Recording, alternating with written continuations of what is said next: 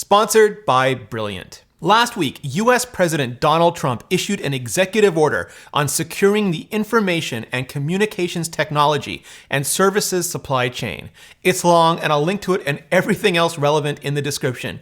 But the gist is, he thinks that foreign adversaries are creating and exploiting vulnerabilities in network infrastructure, and that doing business with them augments the security risk, potentially catastrophically. So doing that kind of business is being prohibited.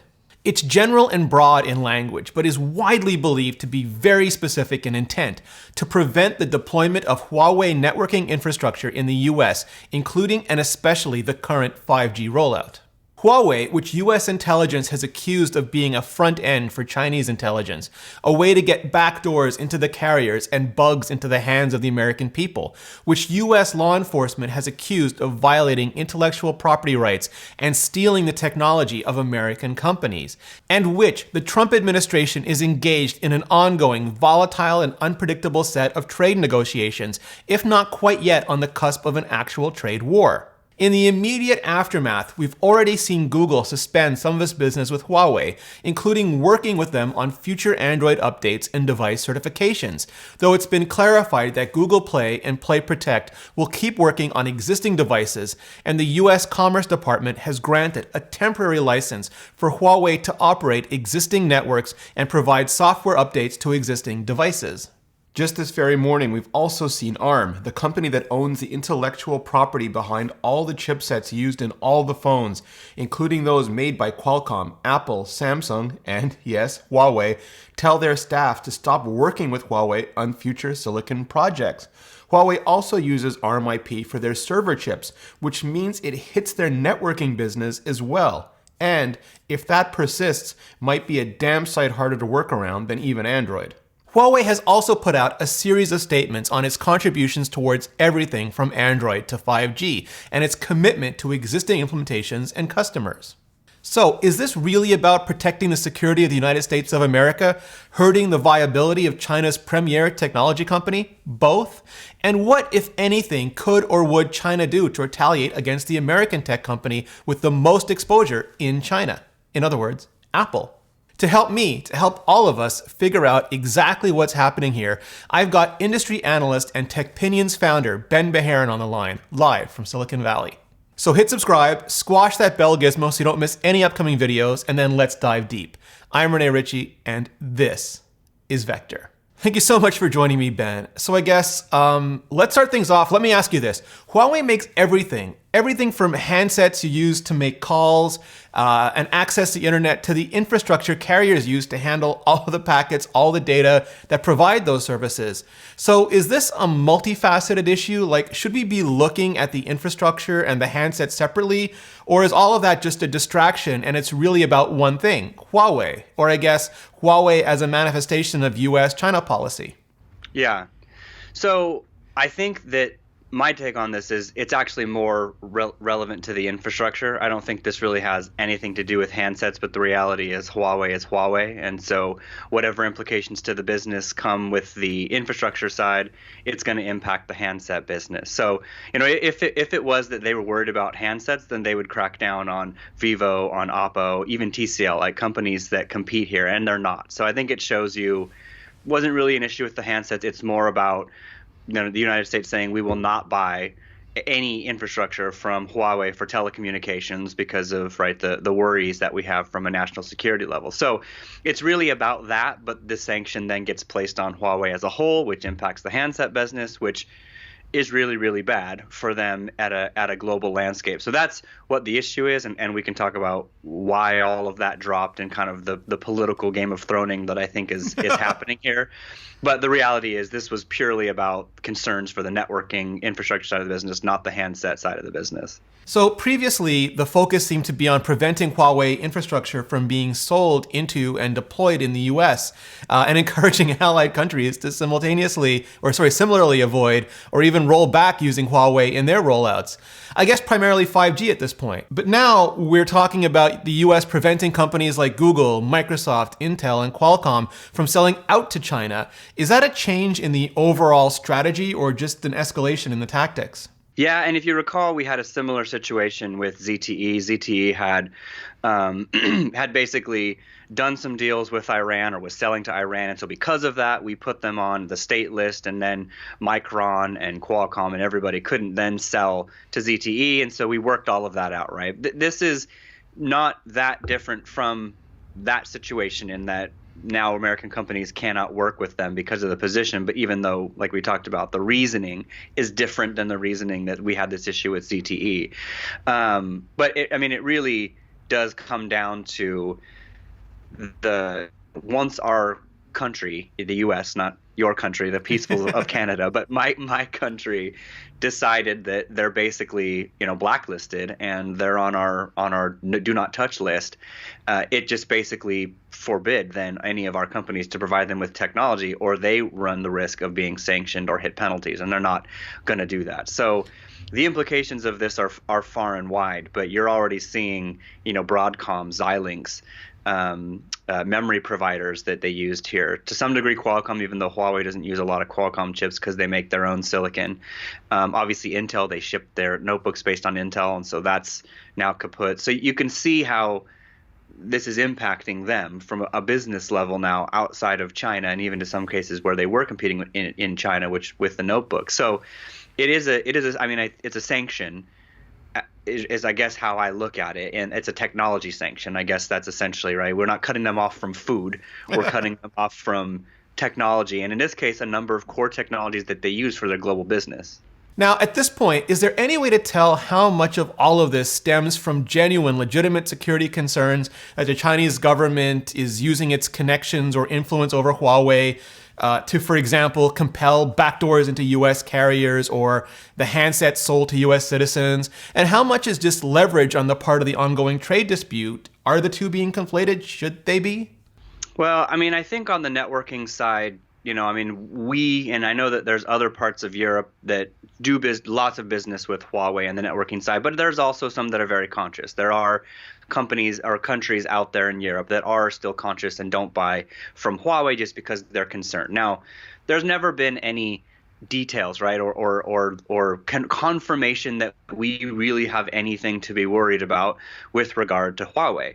But that being said, nations are going to be worried about other nations, especially when you're competing. So there is that component. But there is also part of this where I'm not sure this would have happened if we weren't also in this trade war, right? They could have just said, we won't buy anything, but we're not going to put you on the blacklist and essentially sanction you from goods, from technology goods, if this wasn't happening. So there's no doubt in my mind there's a political component of this, because Huawei is the most successful global consumer electronics company that China's ever had. And so essentially Huawei is a source of national pride for China.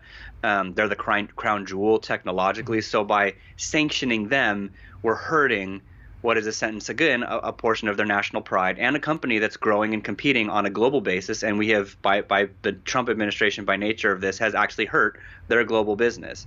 So that, I think, is got to play into this, like I said, the political game of throning that's happening because of our tensions on the trade war. As we're recording this, we're seeing rapidly developing reports of Google beginning to comply with the executive order. So rapidly developing that a lot of it might actually change while we're talking, certainly before this video goes live. But freezing time for a moment, it sounds like current Huawei Android devices will be fine, at least for now, in terms of updates and access to Google services, but future devices may no longer get top-tier early access to upcoming versions and updates, or access to Google Play and Google Play apps. That may not mean much inside China, where there are local stores and services, and well, please correct me if I'm wrong about this, but internationally, as much as people talk about Android being open, it's those sweet, sweet proprietary Google layers that everybody wants.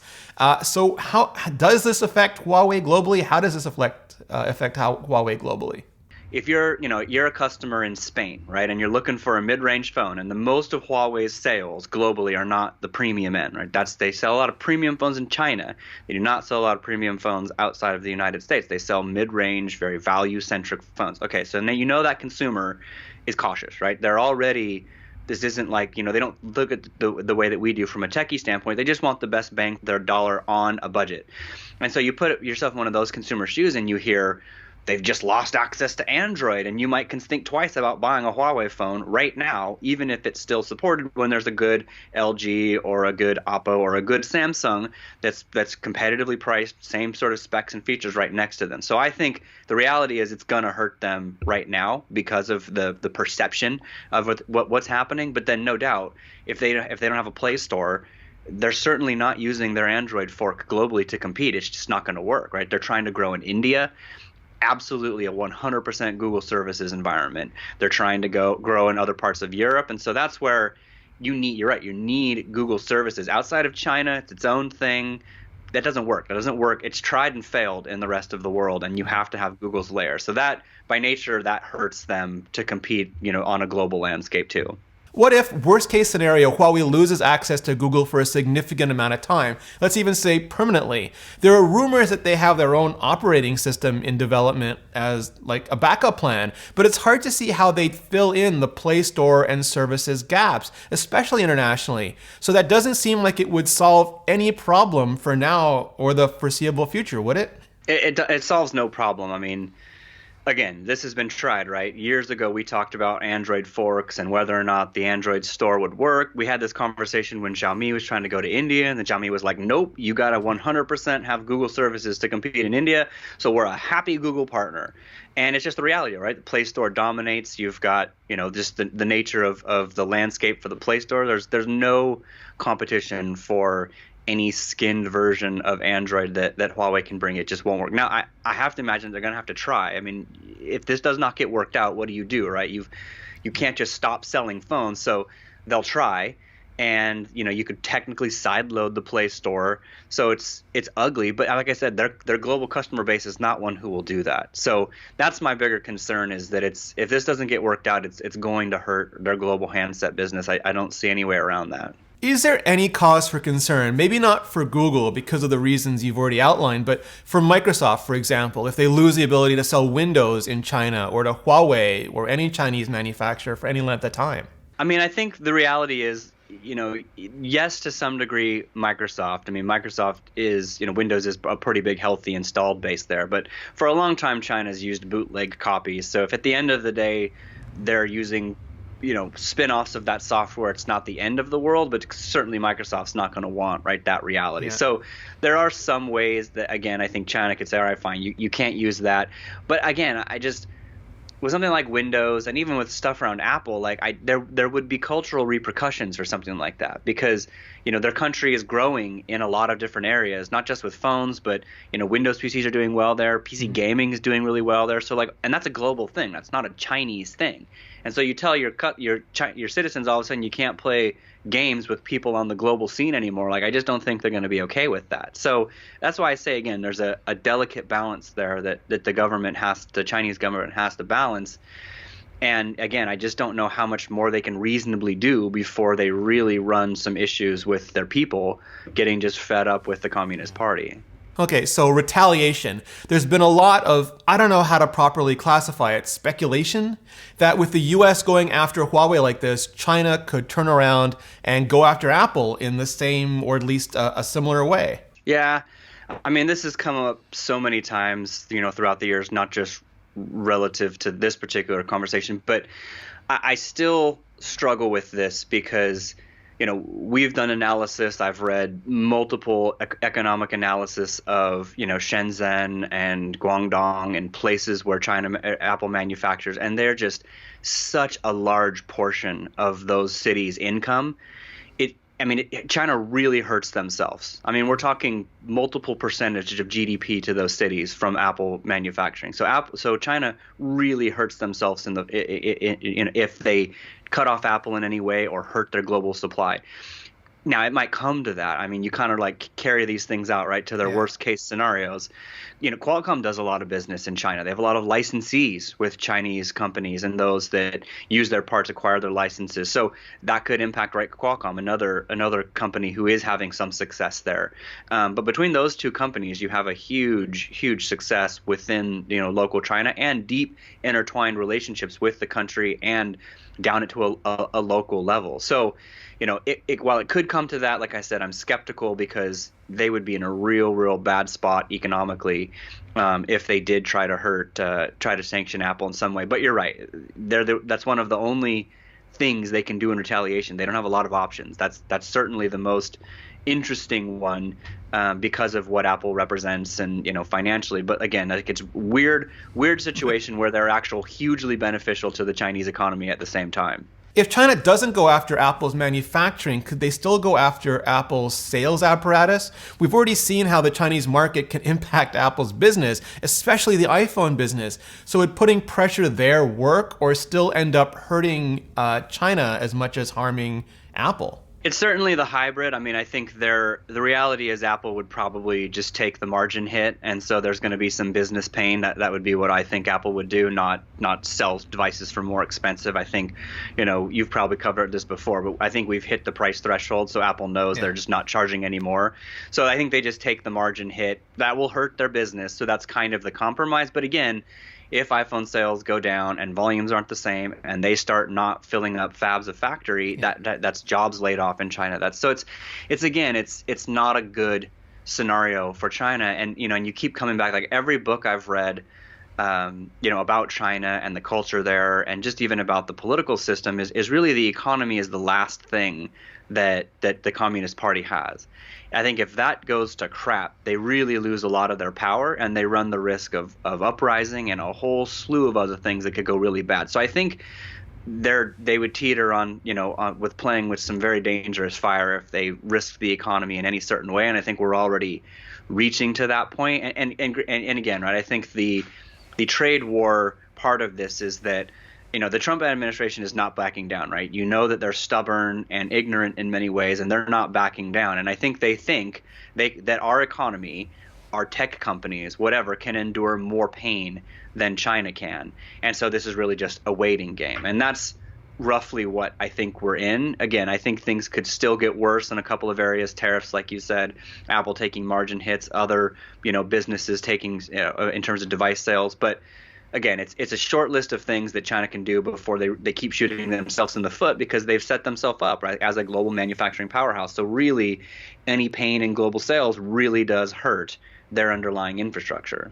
So obviously there's a political angle to all of this and the security angle. But when you talk to people in the industry, when you talk to the companies involved, the decision makers involved, does everyone just want to go back to the ways things were, or I guess have been for a while? Or are there any specific changes that they're looking for in all this as well? Well, I think the reality is, look, like let's just say that we resolve this tariff problem, right? That would dramatically help Apple in China, for example, because there is a massive surcharge. Even though they're manufactured there, they then get exported and then imported back into the country with a tariff. So the reality is you've got a lot of American companies who would benefit from this getting worked out, right? Because the trade, I think, was really, you look at it and it's much more in favor of China than it was the U.S., right? In terms of our goods going that way, it was just not as favorable as their goods coming this way. So I think that the industry would be okay because all of a sudden China becomes a much more interesting hardware landscape if all of a sudden, right, those tariffs got lowered and now Apple doesn't have to charge several $100s more for iPhones, or Dell doesn't have to charge several $100s more for PCs, right? Especially if you just think of the landscape there competitively, Lenovo's like 45% share.